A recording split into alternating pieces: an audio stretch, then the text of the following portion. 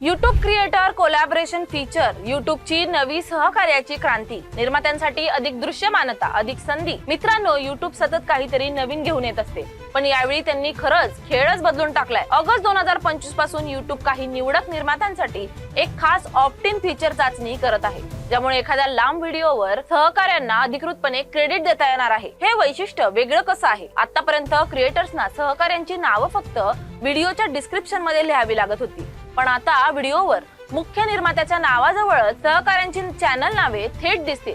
याचा फायदा काय? व्हिडिओ आता फक्त अपलोड करणाऱ्या निर्मात्यांच्या प्रेक्षकांनाच नव्हे, तर सर्व टॅग केलेल्या सहकार्यांच्या प्रेक्षकांना सुचवला जाणार आहे।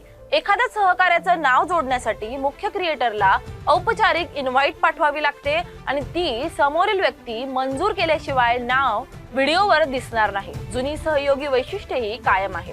शॉर्ट्स कोलॅब 2 व्हिडिओंचं स्प्लिट स्क्रीन रिमिक्स करण्याचं लोकप्रिय फीचर। कोलॅबोरेटिव्ह प्लेलिस्ट अनेक क्रिएटर्स मिळून एकत्रित प्लेलिस्ट बनवू शकतात, व्यवस्थापित करू शकतात आणि त्यात मतदानाने व्हिडिओंची क्रमवारी लावू शकतात। Go live together partner program मधील निर्मात्यांना पाहुण्यांसह लाईव्ह स्ट्रीम करण्याची संधी मिळणार आहे। YouTubeचं हे नवीन फीचर निर्मात्यांना एकत्र येऊन अधिक पारदर्शक पद्धतीने काम करण्याची वाट दाखवतं। थोडक्यात YouTube आता कंटेंट निर्मितीला खरंच एक टीम स्पोर्ट बनवण्याच्या दिशेने वाटचाल करतंय।